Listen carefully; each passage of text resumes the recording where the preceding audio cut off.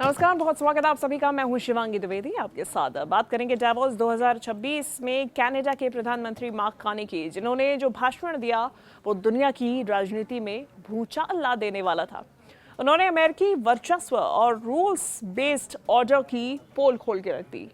Trump की धमकियों के बीच में ये भाषण मझौले देश के लिए नई उम्मीद की किरण बन के सामने आया है। अब सबसे पहले आपके मन में सवाल आया होगा कि मार्क कार्नी आखिर हैं कौन।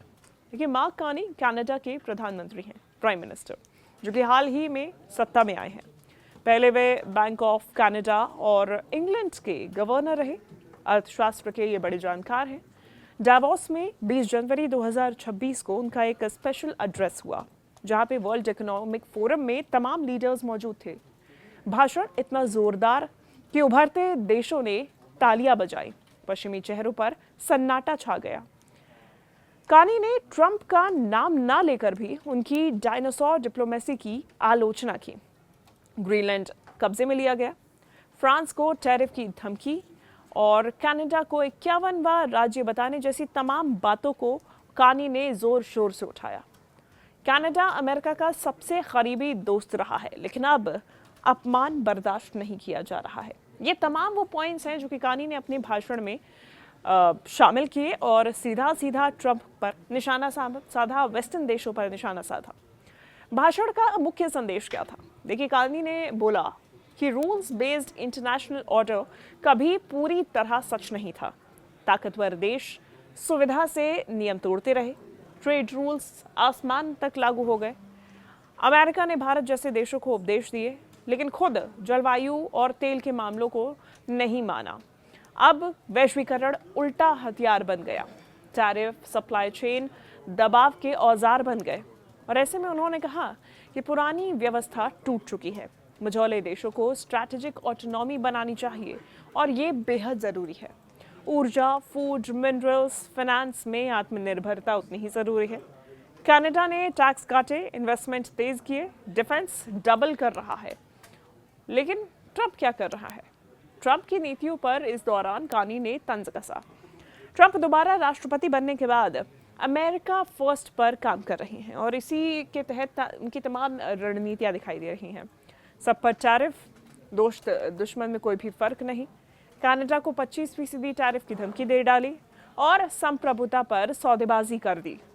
फ्रांस को 200% वाइन का टैरिफ लगाने की धमकी दे रहे हैं। ग्रीनलैंड खरीदने का जुनून ट्रंप के सर पर सवार है।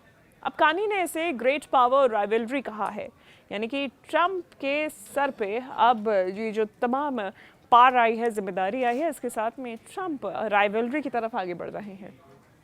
कनाडा ने वैल्यू बेस्ड रियलिज्म अपनाया। दुनिया वैसी ही लो जैसी है और ऐसे में रिश्ते वैल्यू के हिसाब से हैं। इसमें ब्रॉड इंगेजमेंट कनाडा का प्राइम फोकस रहा है। कार्नी ने इस बात का संदेश भी अपनी एड्रेस के दौरान दिया। लेकिन इसमें मझौली देशों की क्या भूमिका है?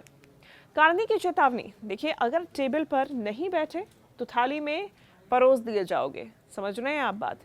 ग्रेट पास अकेले चल सकते हैं, लेकिन मिडिल पास को एकजुट होना होगा। भारत, कनाडा जैसे देश नई व्यवस्थाएं बनाएं, ह्यूमन राइट्स, सस्टेनेबिलिटी पर विचार करें। ये अपने संदेश में कार्नी की तरफ से कहा गया। वहीं कॉपरेशन सस्ता और फोर्ट्रेस महंगा करने की ज़रूरत है। शायद स्टैंडर्ड से फ्रैगमेंटेशन रुकेगा, इसलिए ये भी बहुत ज़रूरी है। अब इसमें कार्नी की तरफ से ऐतिहासिक संदर्भ भी दिया गया। 70 साल अमेरिकी वर्चस्व चला है। WTO, UN, COP कमज़ोर पड़ता हुआ नजर आ रहा है। इस बीच कोविड, यूक्रेन वॉर, गजा ने दरारें दिखा दी हैं। अब इकोनॉमिक कोऑर्शन कॉमन हो गया है। कार्नी ने हावेल का जिक्र किया और कहा कि झूठ में मत जियो, डू नॉट लिव इन अ लाई। पश्चिमी हिपोक्रेसी उजागर करो और नियम सबके लिए बराबर नहीं है, ये तस्वीर देखो। भारत की बात करें तो भारत के लिए इसका क्या मतलब है? भारत को सप्लाई चेन दबाव झेलना पड़ रहा है। कार्नी का भाषण राहत है। पश्चिम भी ये बात मान रहा है और ये पाखंड है, इसे मान रहा है। मझौले देशों का एक ग्रुप बनाया जा सकता है जो कि इससे डील करे। हमारी स्ट्रैटेजिक ऑटोनॉमी काफ़ी मजबूत है और भी हो सकती है इसके माध्यम से। वैश्विक प्रतिक्रियाएं अब इस पूरे बयान के बाद, इस एड्रेस के बाद सामने आने लगी। डावोस में तालियां बजी, लेकिन अमेरिका इस पर चुप है। उभरते देश काफ़ी खुश हैं, लेकिन पश्चिम असहज है। ट्रंप डावोस आ रहे हैं, टकराव इस बीच संभव है। कनाडा की विदेश नीति अब इस भाषण के बाद में शिफ्ट होती हुई नजर आ रही है। देखिए, सोशल मीडिया पर भी ये जो पूरा भाषण था वो वायरल हो गया है और ट्रोल किया जा रहा है, लिखा जा रहा है राजा नंगा है। कनाडा की नई स्ट्रैटेजी अब आप समझिए। देखिए, टैक्स कट, ट्रेड बैरियर हटाए गए, ये एक नई स्ट्रैटेजी का हिस्सा है। 1 ट्रिलियन इन्वेस्टमेंट किए गए जो कि एनर्जी, एआई और मिनरल्स में किए गए हैं। इसके बाद डिफेंस डबल किया गया और लोकल इंडस्ट्रीज को बूस्ट करने का काम भी कनाडा ने शुरू कर दिया है। उनका मानना है कि नेटवर्क बनाओ और ट्रेड कल्चर को बढ़ावा दो। कनाडा इसी कदम पर, इसी स्ट्रैटेजी के साथ अब आगे बढ़ रहा है। अब नई वर्ल्ड ऑर्डर की क्या शुरुआत होने जा रही है? गांधी ने कहा कि पुराना ऑर्डर वापस नहीं और नॉस्टैल्जिया स्ट्रैटेजी नहीं है। मिडिल पावर्स मिलकर अपने आप को बड़ा बनाएं। ये डावोस का ऐतिहासिक पल है। गांधी ने सभी को ये सबक देने की कोशिश की, लेकिन इस दौरान सबक वाकई में लेने की क्या ज़रूरत है?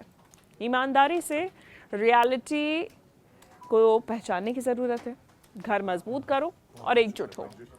बदलाव आ रहा है और इसके लिए तैयार रहो। अब ट्रंप दौर में ऑटोनॉमी बेहद ज़रूरी है।